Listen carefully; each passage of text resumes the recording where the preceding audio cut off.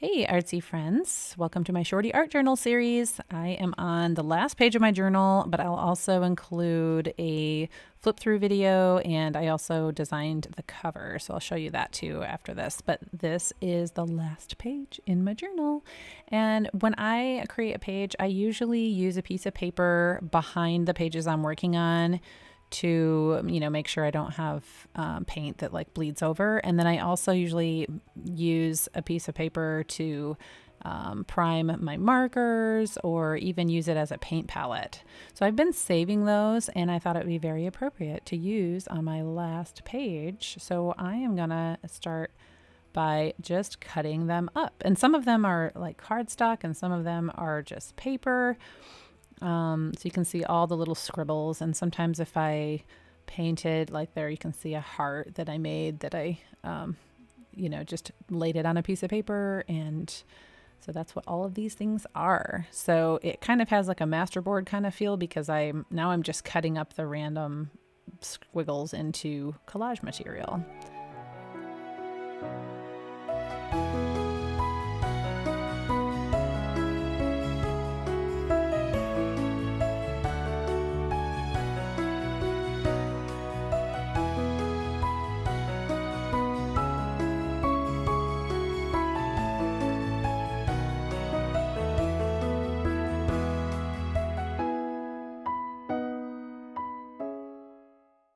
Okay, that's a good start, but I feel like there should be a lot more. I really like that piece. Oh yeah, I have a whole other stack. Look at that. Oh, look at all those bright, fun colors.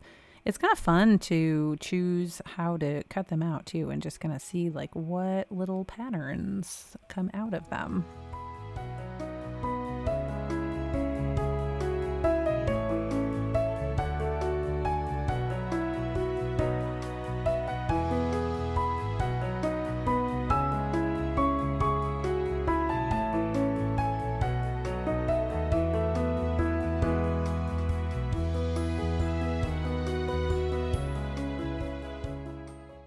Okay, so now that I've just kind of explored all my little pretty options, I'm just getting Mod Podge out, and I'm just gonna start collaging and trying to fill up the back. I like the color on the edge there, and so I overlap just a little bit because I know I'll just trim off the border there. And that was one of my favorite pieces right there, and I probably should have thought to leave it for last just to make sure it was like on top, because I am staggering a little bit. Like I'm not lining up the edges perfectly. I'm overlapping here and there. So collage is one of those things that you can take your time and kind of put a lot of thought into it and look at the colors and really go, okay, do I want to put it this way or that way? Or you can just be very spontaneously random and put it down any which way it happens to go.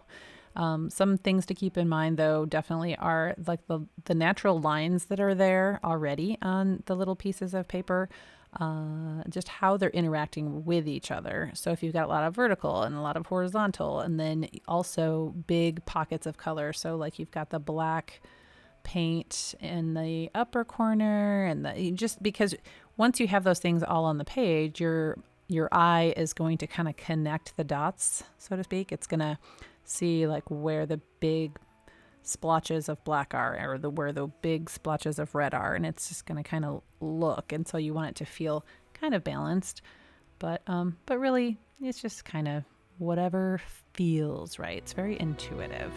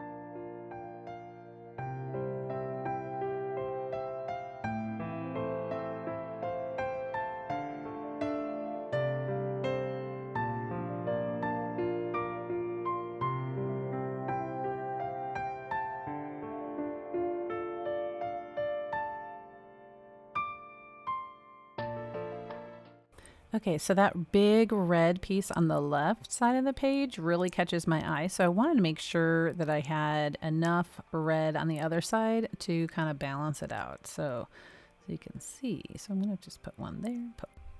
I typically don't do a lot of collage where I'm actually leaving it uncovered. Like I'm taking the actual collage pieces or fodder and leaving them as the element to really focus on. But I love being able to see all the different lines and colors because this represents all of my creative time. So this is like the margins. This is the spillover from all the pages that I made. Okay, so now the whole background is covered officially, but I'm going to go through and just add little pieces here and there where I feel like I need to break up, like that solid teal at the top. I felt like needed a little bit of something to break it up, and then, overlapping a little bit in the corners. So it just gives it a little bit more of a depth to it. Yeah. I like that little squiggle. It reminds me of like mustard and ketchup, but only pink and neon yellow. So yeah, so now I'm just adding little extras here and there. And then I'm going to cut off the overlap from my previous page.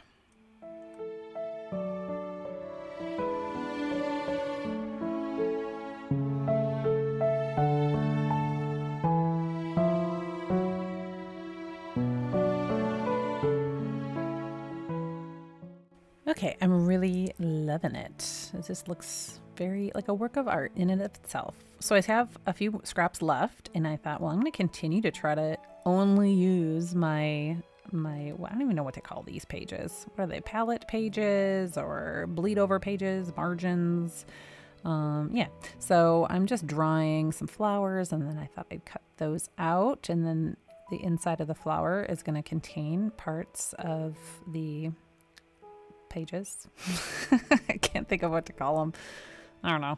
I use my thick black marker here, and so I'm actually cutting right on the line so that when I lay it on the page, like that black line is very distinguished. I'm trying to make like a different shaped flower, but it kind of got a little too wonky. I don't know. So I'm just going to play with some flowers.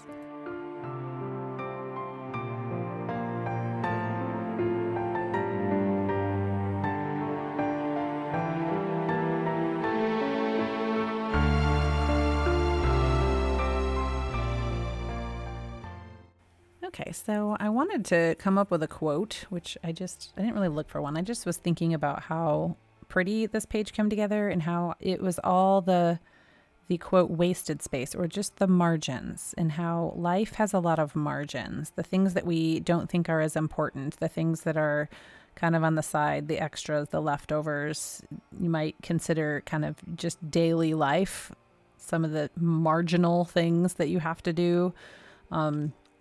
Other than like all the big fun events. And, sometimes it's just like, yeah, you're doing laundry, doing dishes, cooking dinner, whatever, hanging out, playing around. But yeah, so I thought it was kind of cool, kind of symbolic that I'm using all my marginal material to make something beautiful. So we should be mindful of that in all areas of margin in our lives. That's just, part of the beauty of life.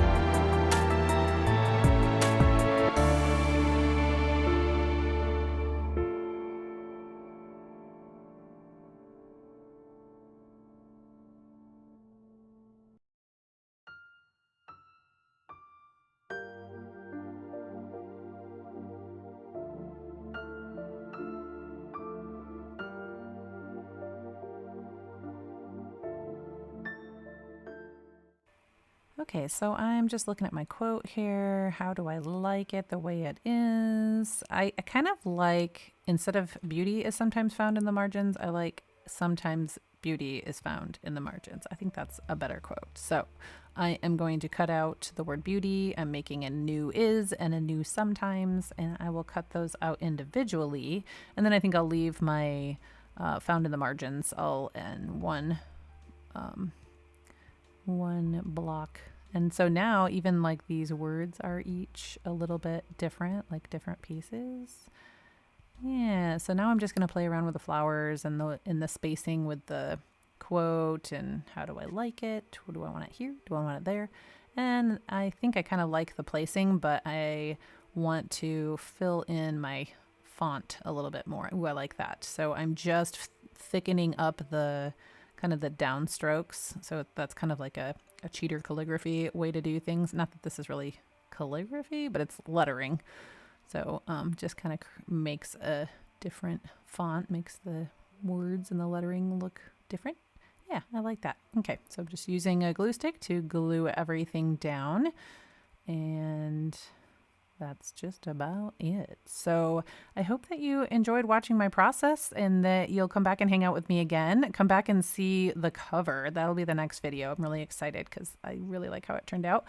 And then we'll just do a little flip through of this journal and then we'll see what's next. Yeah. So if you enjoy my videos, make sure that you subscribe and like and do all that stuff because that tells YouTube to promote me. And, you know, I want to quit my job and just do art. Wouldn't that be nice? All right.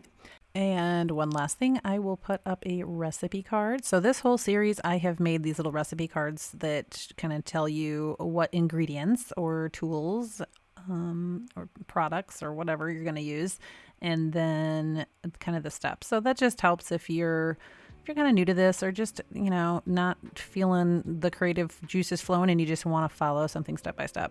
So anyway, you can take a screenshot of that or there's a free PDF download below. So I hope that you come back and hang out with me again. Have a very blessed day.